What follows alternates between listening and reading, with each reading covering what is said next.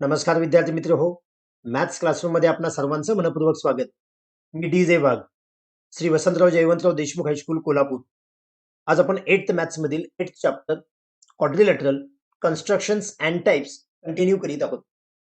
आजच्या या व्हिडिओमध्ये प्रॅक्टिस सेट 8.2 ज्या अंतर्गत रेक्टँगल, स्क्वेअर आणि रोम्बस यांच्या प्रॉपर्टीज कोणत्या आणि त्यावरील आधारित उदाहरणे कोणती याविषयी सविस्तर माहिती जाणून घेऊ. So let's get started.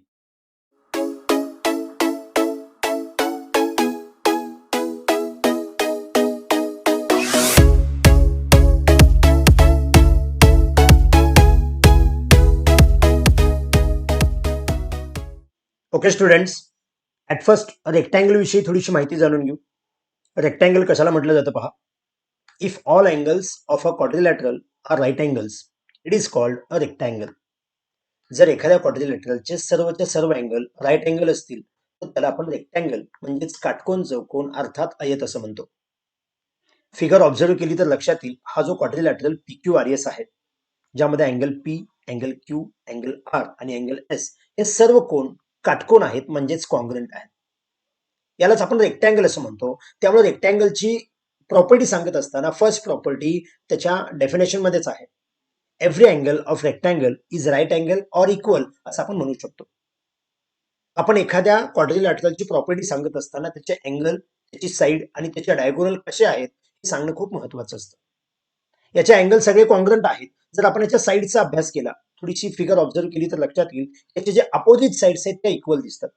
That is means side PS which is equal to side QR.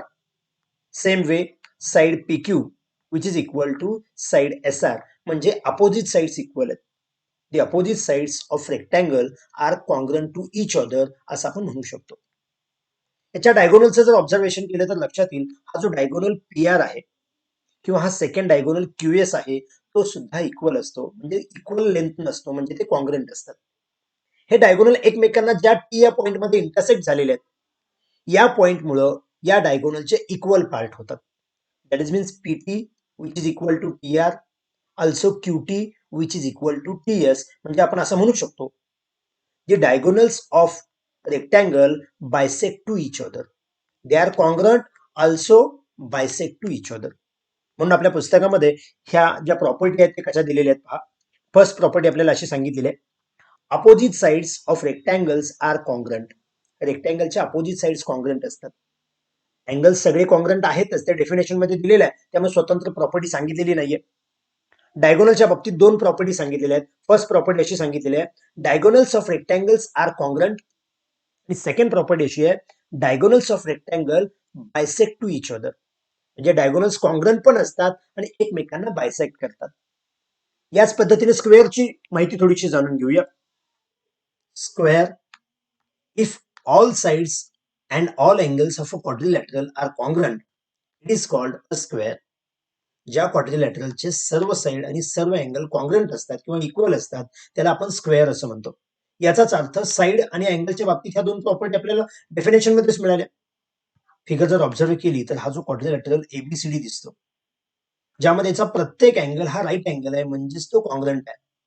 Same way प्रत्येक साइड ही इक्वल आहे. जेवढी साइड AB आहे तेवढी साइड BC असेल. सेम वे CD आणि ED ह्या चारही साइड इक्वल आहेत, चारही अँगल इक्वल आहेत, ज्याला आपण स्क्वेअर असं म्हणतो. आता साइडच्या आणि स्क्वेअरच्या प्रॉपर्टी आपण इथे डेफिनेशन मध्ये पाहिल्या, म्हणजे उरलेल्या प्रॉपर्टी फक्त त्याच्या डायगोनलच्या बाबतीत पाहायच्या. रेक्टँगलच्या डायगोनलच्या ज्या प्रॉपर्टीज आहेत त्या स्क्वेअर मध्ये लागू होतात. याचाच earth the length of AC which is equal to length of BD. म्हणजेच याचे सुद्धा डायगोनल हे एकमेकांना कॉन्ग्रंट असतात. That is means diagonals of square are congruent to each other. जी सेकंड प्रॉपर्टी आपण पाहिलेली होती ज्यामध्ये आपण असं पाहिलं की याचे जे डायगोनल ज्या E पॉइंट मध्ये इंटरसेक्ट होतात ते फक्त इंटरसेक्ट होत नाहीत तर बायसेक्ट होतात. म्हणजे जेवढा AE असेल तेवढा EC असतो, तसेच जेवढा BE असेल तेवढा ED असतो. मुळात हे चारही पार्ट सेम साईनने दाखवल्यात. कारण असं आहे, जर डायगोनल कॉन्ग्रंट असतील तर त्याचे छोटे पार्ट सुद्धा कॉन्ग्रंट असतात. म्हणजे डायगोनलच्या दोन प्रॉपर्टी लक्षात आल्या का पहा. Diagonals of square are congruent म्हणजे जेवढा AC असेल तेवढाच BD असतो. शिवाय डायगोनल हे त्याचे समान भाग करतात. म्हणजे AE आणि EC हा समान भाग होतो. बीई आणि ईडी हा समान भाग होतो. That is means diagonals of rectangle bisect to each other. या व्यतिरिक्त स्क्वेअरच्या बाबतीमध्ये डायगोनलच्या अजून दोन प्रॉपर्टीज वाढतात. हे डायगोनल ज्या ई या पॉइंटमध्ये इंटरसेक्ट झालेले आहेत तिथे राईट अँगल तयार होतो. याचाच अर्थ आपण असं म्हणू शकतो की diagonals of square are perpendicular bisector of each other. ते एकमेकांना 90 मध्ये बायसेक्ट करतात. आणि याशिवाय अजून एक प्रॉपर्टी वाढते. जर आपण एखाद्या डायगोनलचा विचार केला, सपोज हा डायगोनल एसी याचा विचार केला, तर या डायगोनलमुळे हा अँगल ए आणि हा अँगल सी बायसेक्ट होतो. याचाच अर्थ हा अँगल जेवढा आहे तेवढाच हा अँगल होतो. That is means angle DAE किंवा सी हा जेवढा अँगल डीएसी जेवढा आहे तेवढाच अँगल बीएसी होतो. म्हणजे अँगल ए हा बायसेक्ट झाला डायगोनल एसी मुळे. सेम वे आपण असं म्हणू शकतो अँगल सी सुद्धा त्यामुळे बायसेक्ट होतो. That is means angle B C A हा जेवढा आहे तेवढाच अँगल डी सी ए होतो. म्हणजे जसं डायगोनल एसी मुळे अँगल ए आणि अँगल सी बायसेक्ट झाला, सेम वे आपण असं म्हणू शकतो हा जो डायगोनल बीडी आहे ज्यामुळे अँगल बी ऍज वेल एज अँगल डी सुद्धा बायसेक्ट होतो. म्हणजेच हे दोन अँगल सेम होतील. सेम वे हे दोन अँगल सुद्धा सेम होतात. म्हणून या चार प्रॉपर्टी आपल्या पुस्तकामध्ये कशा दिलेल्या आहेत पहा. ज्या फर्स्ट दोन आहेत त्या रेक्टँगलच्या बाबतीतच आहेत. That is means diagonals are of equal length. That is means they are congruent. The diagonals of square are congruent. ही फर्स्ट प्रॉपर्टी. सेकंड प्रॉपर्टी काय पहा, diagonals bisect to each other. ते एकमेकांना बायसेक्ट करतात. आणि आता एक्स्ट्रा दोन property काय पाहिल्या पहा. Diagonals are perpendicular to each other. म्हणजे बायसेक्ट करतातच शिवाय ते परपेंडिक्युलर आहेत. आणि last property, diagonals bisect the opposite angles.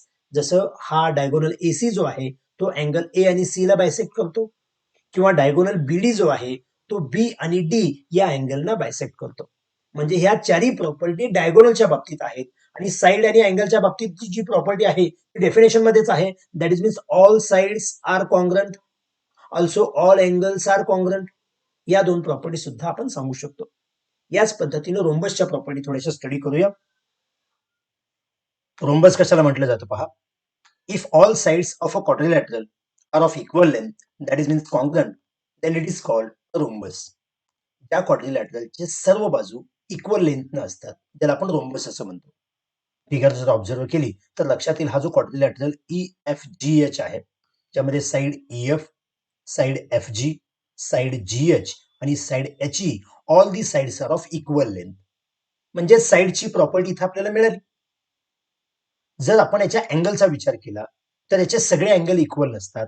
जेवढा अँगल एफ आहे तेवढा अँगल एच असतो. म्हणजे अपोजिट अँगल इक्वल असतात. सेम वे जेवढा अँगल ई आहे तेवढा अँगल जी असतो. साइड सगळ्या इक्वल असतात, अँगल मात्र जे अपोजिट आहेत तेच इक्वल असतात. डायगोनलच्या बाबतीत जर बोलायचं झालं तर ज्या पद्धतीनं रेक्टँगल आणि स्क्वेअरचे डायगोनल कॉन्ग्रंट असतात तसे इथं डायगोनल कॉन्ग्रंट नसतात. मात्र ते एकमेकांना बायसेक्ट करतात. That is means diagonal E G and diagonal F H, they are bisect each other at point M. ते बायसेक्ट करतात. याचाच अर्थ जेवढा ईएम आहे तेवढा हा एम जी असतो, किंवा जेवढा हा एफ एम आहे तेवढा हा एम एच असतो. आपण यापूर्वीच्या दोन आकृत्यामध्ये हे आतले चारही पार्ट इक्वल दाखवले कारण त्यांचे डायगोनल हे कॉन्ग्रंट होते. इथं हा डायगोनल ईजी आणि डायगोनल एफ एच हे कॉन्ग्रंट नाहीत, मात्र ते एकमेकांना बायसेक्ट करतात. म्हणजे ही डायगोनलची फर्स्ट प्रॉपर्टी झाली. Diagonals of rhombus are bisect to each other. आणि एक ऍडिशनल प्रॉपर्टी डायगोनलच्या बाबतीमध्ये दोन कोणत्या येतात पहा. ज्या पद्धतीने स्क्वेअरचे डायगोनल एकमेकांना 90 मध्ये बायसेक्ट होतात, म्हणजे परपेंडिक्युलर बायसेक्टर असतात, त्याच पद्धतीनं रोम्बसचे डायगोनल सुद्धा एकमेकांना परपेंडिक्युलर बायसेक्टर असतात. आणि याशिवाय याची अजून एक ऍडिशनल प्रॉपर्टी कशी येते पहा, की याचे जे डायगोनल आहेत ते अपोजिट अँगलला सुद्धा बायसेक्ट करतात. म्हणजे जर आपण डायगोनल ईजीचा विचार केला तर या डायगोनलमुळे अँगल ई असो किंवा अँगल जी असो त्याचे समान दोन भाग होतात. म्हणजेच हे दोन अँगल इक्वल होतात, सेम वे हे दोन अँगल इक्वल होतात. म्हणजे अँगलची नावं जर सांगायची झाली तर हा अँगल एच ई जी जेवढा आहे तेवढाच अँगल एफ ई जी होतो, किंवा इथला अँगल एफ जी ई जेवढा आहे तेवढाच अँगल एच जी ई होतो. That is means the diagonal bisect the opposite angles. मग ज्या पद्धतीने हा डायगोनल इजी अपोजिट अँगल्सना बायसेक्ट करतो. सेम वे हा जो डायगोनल एफ एच आहे तो सुद्धा अपोजिट अँगल्सना बायसेक्ट करतो. म्हणजे इथं दोन समान कोण होतात, शिवाय इथले दोन सुद्धा समान कोण होतात. म्हणून आपल्या पुस्तकामध्ये या प्रॉपर्टी कशा सांगितलेल्या आहेत पहा. साईडची जी प्रॉपर्टी आहे ती डेफिनेशन मध्येच आहे. अँगलच्या बाबतीत अपोजिट अँगल्स आर कॉन्ग्रंट, आणि डायगोनलच्या बाबतीत जे diagonals are opposite angles bisect, that is means the diagonals bisect the opposite angles. हे जे डायगोनल आहेत ते अपोजिट अँगलना बायसेक्ट करतात. आणि डायगोनलचे बायसेक्टच्या बाबतीत सांगितलेली ती थर्ड प्रॉपर्टी आहे. Diagonal bisect each other and they are also perpendicular to each other. म्हणजे या दोन प्रॉपर्टीची एकत्रित प्रॉपर्टी सांगितलेली आहे. या चार प्रॉपर्टी लक्षात येतात का पहा. सगळे साईड इक्वल आहेत म्हणून त्याला रोम्बस म्हणतो. त्यावरून सगळे अँगल सुद्धा इक्वल असतात. डायगोनल हे अपोजिट अँगलला बायसेक्ट करतात आणि ते डायगोनल एकमेकांना बायसेक्ट करतात, शिवाय ते एकमेकांशी परपेंडिक्युलर असतात. That is means they are perpendicular to each other. तर यावर आधारित जी काही प्रॅक्टिस सेटमध्ये उदाहरण आहेत ती पाहूया, जेणेकरून या प्रॉपर्टी तुम्हाला अजून लक्षात राहतील. फर्स्ट क्वेश्चन काय दिलाय पहा. If diagonal of a rectangle is 26 centimetre and one side is 24 centimetre, find the other side.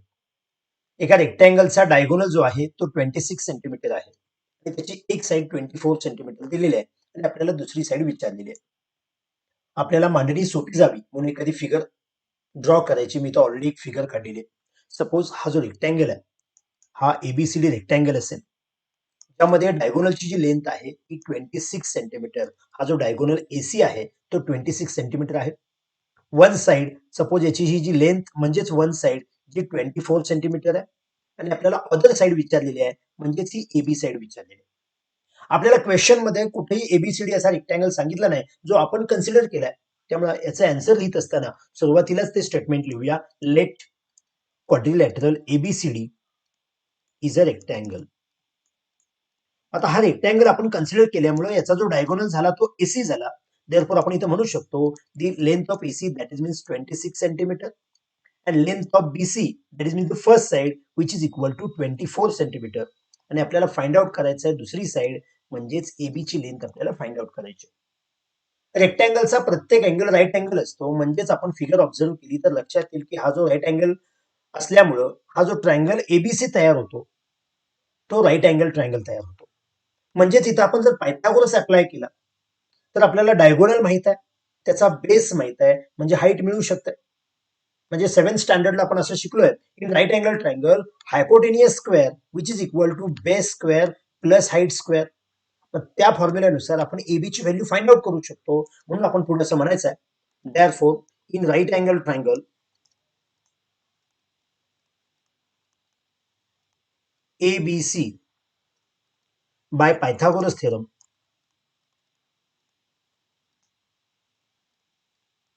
पायथागोरसच्या थेरमनुसार आपण असं म्हणू शकतो की जो साइड एबी आणि बीसी यांचा स्क्वेअर असतो that is means AB square plus BC square, base square plus height square दिलं तरी चालतं. हे एका बाजूला असतं आणि जो डायगोनल आहे म्हणजेच त्या राईट अँगल ट्रायंगल मध्ये जो हायपोटेनियस आहे तो एका बाजूला असतो. तुम्ही यातली लेफ्ट आणि राईट साइड कोणती एकमेकांची बदली केली तरी चालेल. आपल्याला आता एबी ची व्हॅल्यू माहित नाही, तसंच लिहूया. बीसी ची व्हॅल्यू दिलेली आहे 24. बीसी स्क्वेअर म्हणजेच 24 square, AC square that is means 26 square. हेच जर पुढे आपण एक्झाम्पल सॉल्व्ह करत गेलो तर काय होईल, हा एबी स्क्वेअर आहे असा लिहूया. 24 चा जर स्क्वेअर केला तर 576 येतो आणि 26 चा जर स्क्वेअर केला तर 676 येतो. म्हणजेच एबी स्क्वेअर जर फाइंड आउट करायचं असेल तर हा 576 राईट साईडला शिफ्ट करूया. दॅट इज मीन्स 676 मायनस 576, याची वजाबाकी आपल्याला 100 मिळेल आणि हा एबी स्क्वेअर आहे असा राहील. याचाच अर्थ एबी ची जी व्हॅल्यू असेल ती म्हणजे 100चं स्क्वेअर रूट म्हणजे 10 मिळेल. देअरफॉर आपण असं म्हणू शकतो the length of other side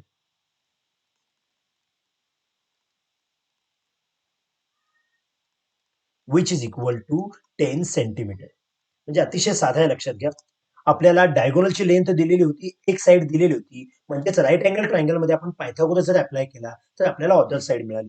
म्हणून आपण सुरुवातीला जो रेक्टँगल ड्रॉ केला त्याचं आपण नाव लिहिलं, त्यासाठी लेट म्हटलं. इथं हा रेक्टँगल आहे, त्यानुसार दिलेल्या गोष्टी लिहिल्या आणि पायथागोरस अप्लाय करून आपण पुढे सॉल्व्ह करत गेलो. अशाच पद्धतीने पुढचा प्रश्न काय पहा. Lengths of diagonals of a rhombus ABCD are 16 centimeter and 12 centimeter. Find the side and perimeter of a rhombus. रोम्बसचे आपल्याला दोन्ही डायगोनल सांगितलेले आहेत जे 16 अँड 12 सेंटीमीटर आहेत. त्याची साईड काय असेल याशिवाय त्याचा पेरिमीटर काय असेल असं आपल्याला विचारलेलं आहे. इथं पुन्हा आपण आपल्या सोयीसाठी एखादं रोम्बस काढून घ्यायचं. Suppose this is PQRS which is a rhombus. आणि या PQRS रोम्बस मध्ये हे जे डायगोनल PR किंवा डायगोनल QS असेल या दोघांची लेंथ 16 आणि 12 सेंटीमीटर सांगितलेली आहे. आता इथे सर्वात महत्वाची आपल्याला रोम्बसच्या जी डायगोनलची प्रॉपर्टी आहे ती माहित असणं खूप महत्वाचं आहे. याचे जे डायगोनल असतात ते एकमेकांना बायसेक्ट करतातच. म्हणजेच सपोज यांचे जे डायगोनल आहेत ते एकमेकांना M या पॉइंटमध्ये जर इंटरसेक्ट होत असतील तर जेवढा हा PM असतो तेवढाच MR असेल. सेम वे जेवढा QM असेल तेवढा MS असतो. हे डायगोनल बायसेक्ट होतात शिवाय ते एकमेकांना परपेंडिक्युलर असतात. That is means the diagonals of rhombus are perpendicular bisector of each other. याचा अर्थ याचा जर 16 सेंटीमीटर हा QS डायगोनल असेल तर QM हा 8 सेंटीमीटर असेल, MS हा सुद्धा 8 सेंटीमीटर असेल. सेम वे सेकंड डायगोनल 12 म्हणजे हा PR डायगोनल जर 12 सेंटीमीटर असेल तर PM हा 6 असेल आणि MR हा 6 असेल. म्हणजे हे दोन 6 सेंटीमीटर असतील, हे दोन 8 सेंटीमीटरचे असतील. परंतु यांचे डायगोनल एकमेकांना राईट अँगल मध्ये बायसेक्ट होतात. याचा अर्थ इथं तयार होणारे सगळे जे ट्रायंगल होतात ते राईट अँगल ट्रायंगल होतात. जसं हा ट्रायंगल PMS किंवा ट्रायंगल SMR किंवा ट्रायंगल MQR किंवा ट्रायंगल PMQ हे सगळे राईट अँगल ट्रायंगल होतात. त्यापैकी कोणत्याही एका राईट अँगल ट्रायंगलचा जर आपण विचार केला तर त्यामध्ये आपल्याला त्याची हाईट आणि बेस माहित आहे. याचा अर्थ पायथागोरस अप्लाय जर केला इथं आपण तर आपण त्याचा हायपोटेनियस मिळवू शकतो. मग तो हायपोटेनियस म्हणजेच या रोम्बसची साईड आहे. म्हणजे याच्या आधारे आपण रोम्बसची साईड मिळवू शकतो. आणि एकदा का जर त्याची साईड मिळाली तर आपल्याला रोम्बसच्या साईडच्या बाबतीत असं माहित आहे की त्याच्या सगळ्या साईड ह्या इक्वल असतात. म्हणजे त्याचा पेरिमीटर काढत असताना साईड इंटू 4 करू शकतो. म्हणजे या पद्धतीने हे उदाहरण आपल्याला सोडवायला हवं. म्हणजेच याची मांडणी करत असताना आपण सुरुवातीला असं म्हणूया, let quadrilateral PQRS is rhombus. हा रोम्बस जर असेल तर याचे जे डायगोनल आहेत that is means suppose QS हा जो डायगोनल आहे जो जास्त लेंथचा दिसतो तो 16 सेंटीमीटर आहे आणि जो सेकंड डायगोनल PR आहे जो 12 सेंटीमीटर आहे. आपण हे 16 सेंटीमीटरचे इक्वल पार्ट 8 सेंटीमीटर केले किंवा 12 सेंटीमीटरचे इक्वल पार्ट 6 केले. यासाठी आपण जी प्रॉपर्टी वापरली ती प्रॉपर्टी लिहिणं अपेक्षित आहे. त्यामुळे इथे लिहूया, now diagonals of rhombus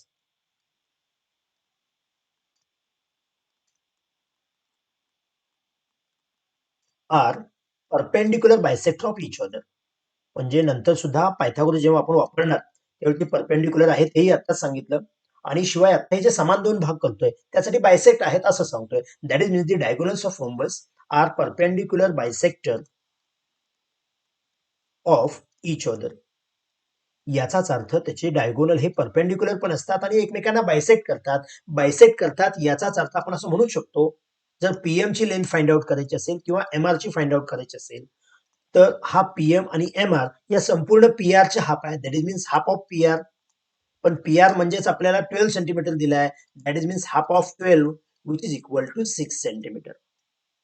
same way आपण QM अथवा MS याची जर लेंथ फाइंड आउट करणार असू तर हाफ ऑफ QS म्हणणार. QS ची लेंथ आपल्याला 16 दिलेली आहे. 16 चे हाफ म्हणजेच 8 सेंटीमीटर. म्हणजे आपण सुरुवातीला इथं काय केलं, हा जो डायगोनल 12 सेंटीमीटर आहे त्याचे 6 आणि 6 असे इक्वल पार्ट सांगितले. हा जो डायगोनल 16 दिलेला आहे त्याचे 8 आणि 8 असे इक्वल पार्ट सांगितले. आता आपण इथं परपेंडिक्युलर आहे असं सांगितलेलं आहे. याचा अर्थ या चारपैकी कोणताही एक राईट अँगल ट्रायंगल घ्यायचा. सपोज मी हा राईट अँगल ट्रायंगल PMS याचा विचार केला तर ही फर्स्ट साइड, ही सेकंड साइड आणि हा त्याचा हायपोटेनियस होतो. म्हणजेच पायथागोरस वापरत असताना कोणताही एक त्रिकोण सांगायला पाहिजे. Now in right angle triangle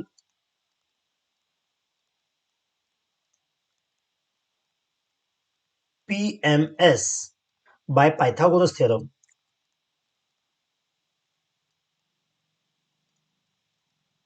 त्या थिअरमनुसार आपण असं म्हणू शकतो त्या राईट अँगल मेकिंग साइड्स आहेत म्हणजेच PM असेल आणि MS असेल यांच्या स्क्वेअरची ऍडिशन म्हणजेच हायपोटेनियसचा स्क्वेअर म्हणजेच PS चा स्क्वेअर होतो. मग PM आपल्याला 6 दिलेला आहे, MS आपल्याला 8 दिलेला आहे. मग या व्हॅल्यू जर इथं आपण सबस्टिट्यूट केल्या तर आपल्याला PS ची व्हॅल्यू मिळेल. म्हणजे 6 square plus 8 square that is means P A square. 6चा जो स्क्वेअर असतो तो 36 प्लस 8चा स्क्वेअर 64 येतो which is equal to P A square होईल. म्हणजेच हे पुढे जर सॉल्व्ह करत गेलो तर 6 + 4 0 carry on 1 6 + 3 + 1 that is means 10 100 which is equal to P A square. P एसचा स्क्वेअर 100 आहे याचाच अर्थ पी एसची व्हॅल्यू आम्हाला 10 मिळाली. परंतु ही जी पी एस आहे ती म्हणजेच या रोम्बसची साईड आहे. देअरफॉर आपण इथं असं म्हणू शकतो side of the rhombus which is equal to 10 centimetre. आणि आपल्याला पुढे असं विचारलेलं आहे what is the perimeter of rhombus. Also आपण म्हणू शकतो पेरिमीटर ऑफ रोम्बस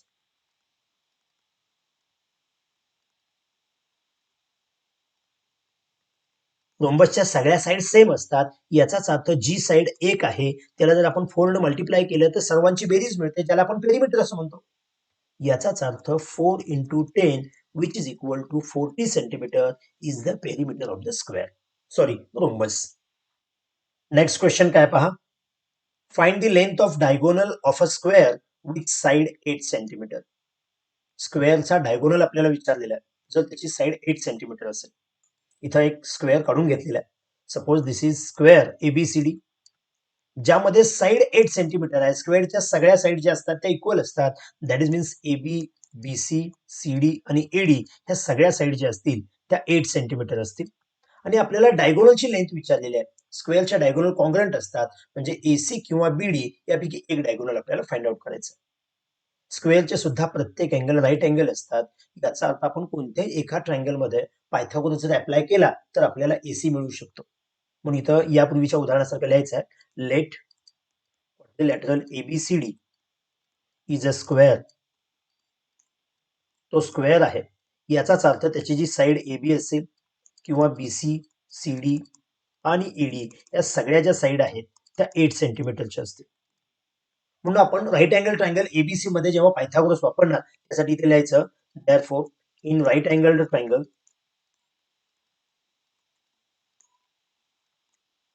एबीसी जर आपण या राईट अँगल ट्रायंगल एबीसीचा विचार केला तर ही हाईट होते ही बेस होते.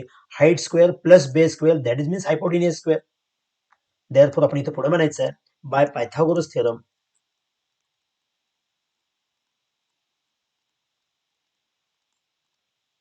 Base square that is means BC square height square that is means AB square AB square plus BC square म्हणजेच हायपोटेनियसचा स्क्वेअर जो होतो तो एसी स्क्वेअर होतो. ह्यात जर आपण एबी आणि बीसीच्या व्हॅल्यू जर इथं सबस्टिट्यूट केल्या तर काय होईल पहा. Therefore AB square that is means 8 square BC square means 8 square which is equal to AC square. 8 square means 64 plus 8 square means 64 which is equal to AC square. 64 plus 64 जर केला तर 4 + 4 8 6 + 6 1 सॉरी 12 म्हणजेच AC स्क्वेअरची जी value मिळणार आहे ती 128 मिळणार आहे.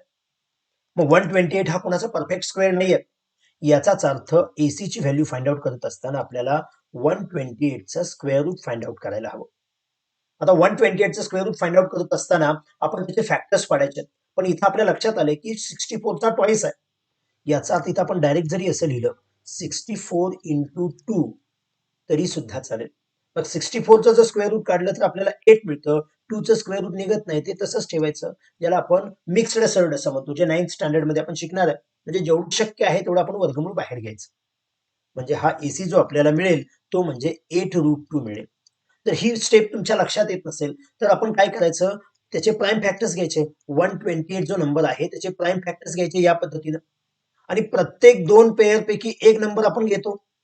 अशा पद्धतीने बाहेर नंबर घेतलेले त्याचा प्रॉडक्ट तुम्हाला 8 मिळेल आणि जो शिल्लक राहतो तो 2 तुम्हाला शिल्लक राहील. म्हणजे या प्रत्येक पेअर मध्ये तुम्हाला 2 2 असे सापडतील. म्हणजे 2 च्या 3 पेअर सापडल्या याचा अर्थ 2 × 2 × 2 असा 8 प्रॉडक्ट होईल त्याचा आणि एक 2 एक्स्ट्रा राहतो तो स्क्वेअर रूट मध्ये राहील. म्हणजे या पद्धतीने तुम्ही स्क्वेअर रूट काढलं तरी चालेल. फक्त आता इथं आपण काय केलं 64 ची ट्वाइस झालेली आहे म्हणून याचं प्रोडक्ट फॉर्म मध्ये लिहिलं 128 दॅट इज मीन्स 64 × 2. 64चं स्क्वेअर रूट निघतं जे आपण इथं बाहेर घेतलेलं आहे आणि 2 आहे असा आत ठेवला. याचाच अर्थ आपण इथं म्हणू शकतो डायगोनल ऑफ स्क्वेअर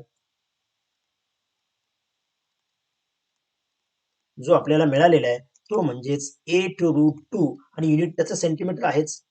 तुम्ही 10th स्टँडर्डला गेल्यानंतर डायरेक्ट हा फॉर्म्युलाच वापरणार आहात.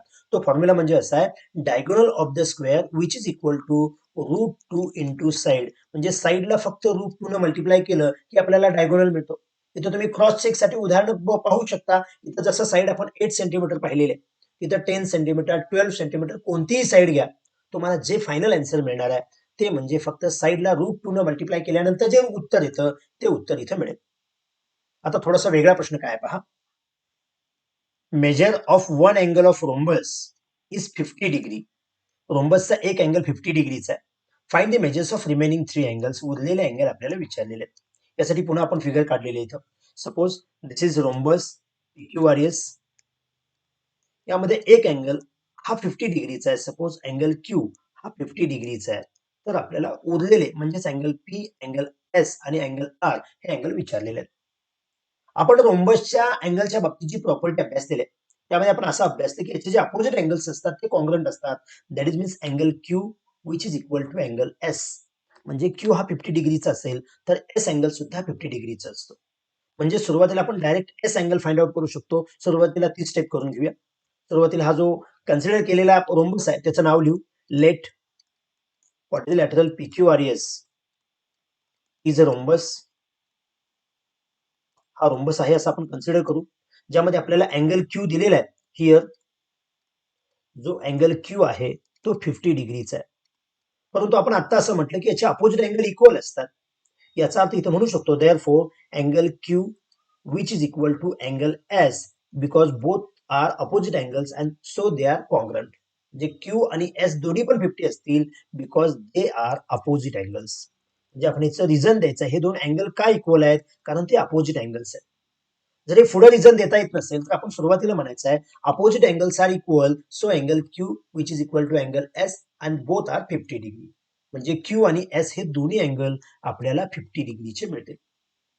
आता जर आपण अँगल P आणि R फाइंड आउट करायचं असेल तर ही प्रॉपर्टी चालणार नाही. यातला एक अँगल मिळाला तर आपण दुसरा सांगू शकतो. तर फिगर ऑब्झर्व केली तर आपल्या लक्षात येईल की हा रोम्बस आहे, याचा अर्थ अपोजिट साइड सुद्धा पॅरलल आहेत. म्हणजे ही जी साइड PS आहे, जी साइड QR ला पॅरलल आहे आणि PQ ही त्याची ट्रान्सव्हर्सल होते. याचाच अर्थ हा अँगल P आणि अँगल Q हे इंटेरियर अँगल होतात. मग इंटेरियर अँगल हे सप्लिमेंटरी असतात जर या लाईन पॅरलल असतील तर. याचाच अर्थ अँगल P आणि अँगल Q हे सप्लिमेंटरी आहेत, म्हणजेच त्यांची बेरीज 180 अंश येते. म्हणून आपण इथे म्हणू शकतो नाव ही जी साइड PS आहे ती पॅरलल आहे साइड QR ला. रोम्बस आहे म्हणजेच त्याच्या अपोजिट साइड इक्वल आहेत, पॅरलल आहेत. म्हणजेच आपण इथे म्हणू शकतो therefore angle P plus angle Q which is equal to 180 degree because these angles are interior angles. हे इंटेरियर अँगल्स असल्यामुळं हे सप्लिमेंटरी आहेत. मग यामध्ये आपल्याला एका अँगलचं मेजरमेंट माहित आहे. ते जर इथं सबस्टिट्यूट केलं that is means angle P plus Q चं मेजरमेंट 50 आहे विच इज इक्वल टू 180 होईल. याचाच अर्थ P चं मेजरमेंट फाइंड आउट करत असताना 180 मायनस 50 करू. That is means we say that measure of angle P which is equal to 130 degree. म्हणजे आपल्याला हा P अँगल 130 डिग्रीचा मिळेल. ज्या पद्धतीने Q आणि S इक्वल आहेत त्याच पद्धतीने P आणि R इक्वल आहेत. Therefore we say that angle P which is equal to angle R both are 130 degree because these are opposite angles. म्हणजे इथं पुढे अपोजिट अँगल्स असं कारण द्या किंवा इथं सुरुवातीला असं एक वाक्य द्या की opposite angles are congruent so P is equal to R is equal to 130 degree. म्हणजेच आपण काय केलं पहा, एक अँगल Q माहित आहे, त्याच्या आधारे त्याचा अपोजिट अँगल फाइंड आउट केला आणि Q च्या आधारे P फाइंड आउट करून त्याच्या आधारे R फाइंड आउट केला. जर तुम्ही Q वरून R फाइंड आउट केला असता आणि R च्या आधारे P जरी फाइंड आउट केला असता तरी चालतो. म्हणजेच इथं आपण अपोजिट अँगलची प्रॉपर्टी वापरली, सेम वे इंटेरियर अँगलची सुद्धा प्रॉपर्टी वापरली. यावरच आधारित कन्स्ट्रक्शन बेस्ड एक क्वेश्चन कसा दिलाय पहा. नेक्स्ट क्वेश्चन आहे इथं. Draw a rhombus KLMN such that its side is 4 centimeter and measure of angle K which is equal to 75 degree. आपल्याला KLMN हा रोम्बस कन्स्ट्रक्ट करायचा आहे. K अँगल 75 आहे म्हणून हा जो अॅक्यूट अँगल 75 आहे इथं K नाव मी देतो. KLMN असं आपल्याला एक रोम्बस ड्रॉ करायचा आहे, कन्स्ट्रक्ट करायचा आहे. याचा एक अँगल 75 डिग्रीचा आहे आणि याची साईड 4 सेंटीमीटर आहे. याचा अर्थ याची प्रत्येक साईड ही 4 सेंटीमीटर असते, कारण तो रोम्बस आहे.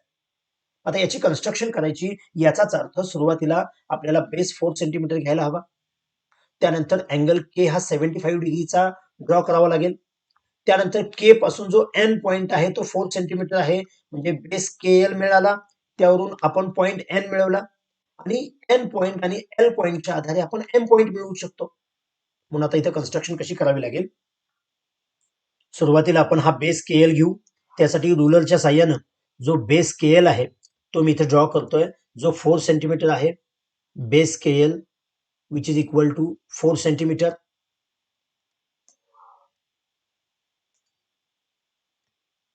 के एल विच इज 4 सेंटीमीटर. त्यानंतर जो अँगल के आहे तो आपल्याला 75 डिग्री सांगितलेला आहे, म्हणजेच प्रोट्रॅक्टरच्या मदतीनं आपण तो 75 डिग्री घेऊया. मी त्यासाठी प्रोट्रॅक्टर के या पॉइंट जवळ घेतलेला आहे आणि इथून इथं के जवळ आपण 75 डिग्रीचा एक अँगल तयार करायचा आहे. हा 0, 10, 20, 30, 40 या पद्धतीने हा 50, 60, 70 आणि 80च्या दरम्यान जो असेल तो म्हणजे हा 75 डिग्रीचा असेल. म्हणजे आपण के जवळ अँगल जो आहे तो 75 डिग्रीचा घेतलेला आहे. त्यानंतर पहा, हा थोडासा अँगल इथं लिहितोय, हा 75 डिग्रीचा झाला.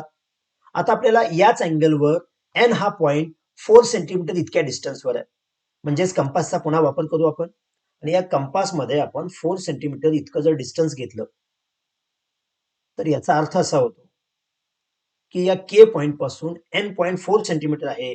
याचाच अर्थ लोखंडी टोक जर आपण के वर ठेवलं आणि जर आपण इथं जर एखादा आर्क घेतला तर हा आर्क काय सांगतो की या आर्कवरचा कोणताही पॉइंट हा के पासून 4 सेंटीमीटरवर असेल, परंतु तो पॉइंट आपल्या या अँगलवर आहे, म्हणजे हा अँगलवरचा पॉइंट म्हणजेच एन पॉइंट, कारण हे सुद्धा डिस्टन्स 4 सेंटीमीटर असेल.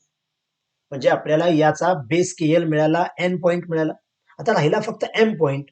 हा जो एम पॉइंट आहे तो एन पासून 4 सेंटीमीटर आहे, एल पासून 4 सेंटीमीटर आहे. आपण आता कंपासमध्ये 4 सेंटीमीटर डिस्टन्स घेतलेलेच आहे. मग कंपासचं एकदा टोक जे आहे ते आपण एन या पॉइंटवर ठेवूया आणि आर्क घेऊया. समजा इथं एन वर लोखंडी टोक ठेवलेलं आहे आणि इथे एक आर्क घेतला. तशाच पद्धतीने हेच आपण लोखंडी टोक एल वर ठेवूया आणि तिथे एक आर्क घेऊया आणि हे आर्क एकमेकांना जिथं इंटरसेक्ट करतील तो पॉइंट म्हणजेच आमचा पॉइंट एम असेल. हा पॉइंट एम असेल. मग आपण हा एन एम पॉइंट जो पट्टीच्या साह्याने जोडू. सेम वे एम एल हा जो पॉइंट आहे तो सुद्धा पट्टीच्या साह्याने जोडू. हे जे दोन्ही साइड्स आहेत, म्हणजे ही साइड 4 सेंटीमीटर असेल, ही साइड 4 सेंटीमीटर असेल आणि ही सुरुवातीची 4 सेंटीमीटर होते. या पद्धतीनं हा आपण रोम्बस कन्स्ट्रक्ट केला. याच पद्धतीने जर तुम्हाला रेक्टँगल कन्स्ट्रक्ट करायचं असेल तर ही रचना अशीच येईल. आपण बेस काढू, इथं 90चे अँगल काढू आणि हाईट जी काय आहे म्हणजेच त्या रेक्टँगलची जी काही ब्रीथ आहे त्या पद्धतीने आपण त्याचे आर्क घेऊ शकतो. तो क्वेश्चन आपल्या एक्सरसाइज मध्ये दिलेला आहे, त्याचा तुम्ही सराव करा. तर अशा पद्धतीनं या व्हिडिओमध्ये आपण रेक्टँगल, स्क्वेअर आणि रोम्बस याच्या प्रॉपर्टी आणि त्यावरील आधारित उदाहरणे पाहिलेली आहेत. जर हा व्हिडिओ आवडला असेल तर लाईक करा, इयत्ता 8वीच्या जास्तीत जास्त विद्यार्थ्यांच्यापर्यंत शेअर करा आणि चॅनल सबस्क्राईब करायचं राहिलं असेल तर आठवणीने सबस्क्राईब करा. थँक्यू.